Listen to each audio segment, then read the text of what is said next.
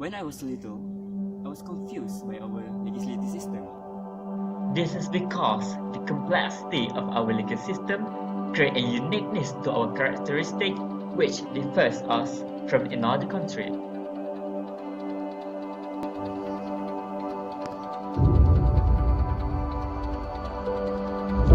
When I was reading a book back then, I was stumbled by the words of Sharia court.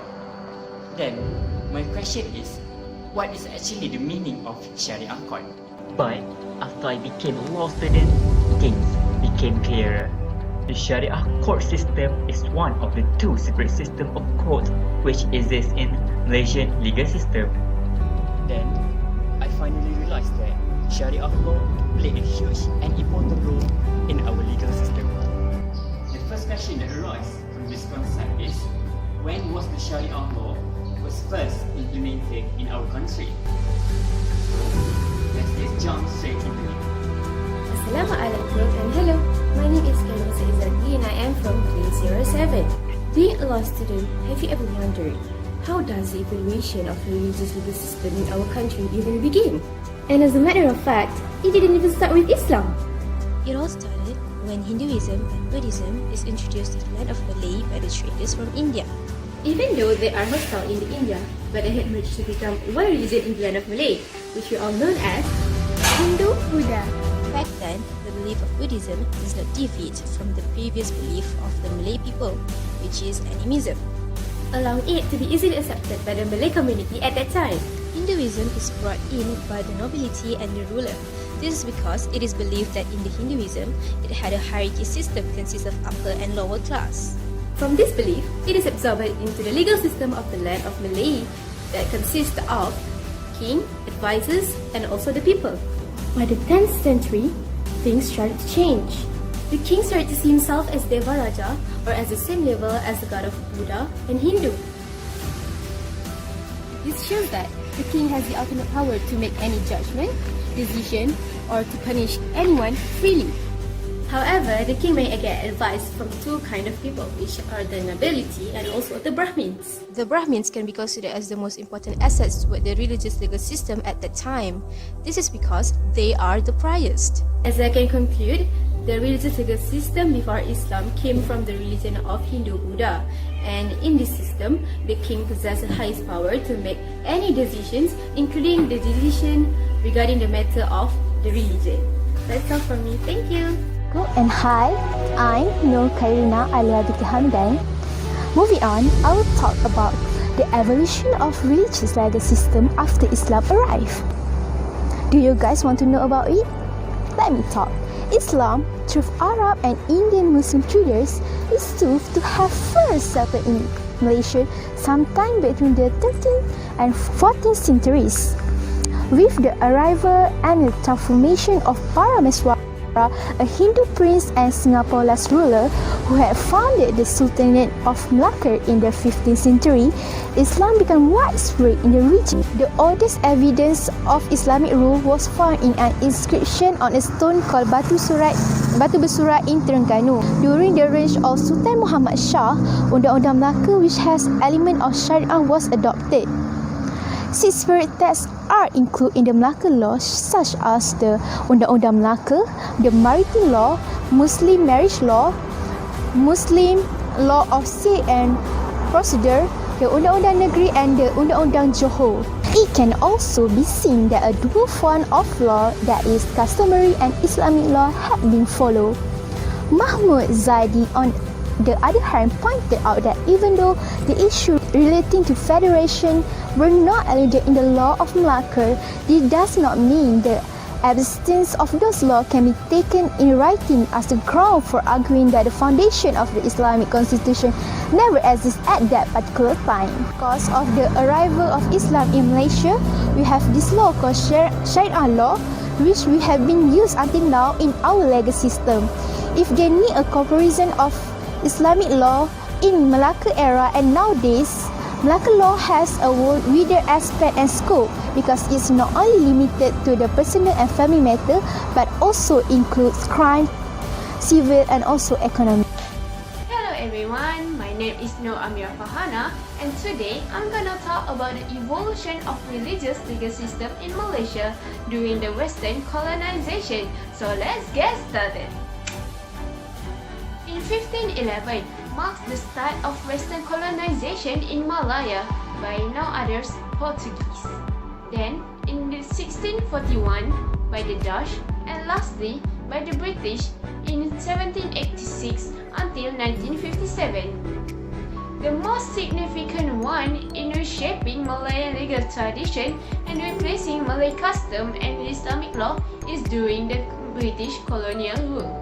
During the British colonial rule, they gained control over the states throughout the nation by either purchase, conquest, or signing treaties with the sultans. Sultan merely act as the head of the nation and be given power to oversee matters related to Malay customs and Islam-related matters. British insist on establishing civil court that were mostly staffed by British or British-trained judges. This court applied the English common law and oversee matters that are related to criminal or common law. Despite all of that, British also allowed the establishment of Islamic courts that govern areas regarding Muslims' family law and Islam-related cases. However, to ensure justice, the decision from Islamic courts can be appealed to the civil courts who, as we may know, staffed with British or British-trained judges. In 1957, by signing a constitution, a new federal nation that will eventually be called Malaysia was established, consisting 11 out of 13 British colonies that were granted independence.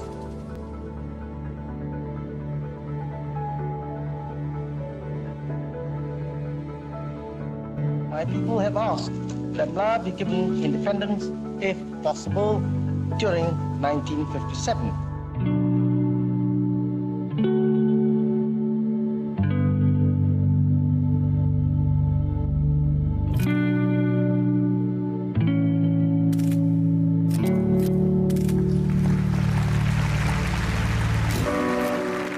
To the people of Malaya, I say, do your duty to your country.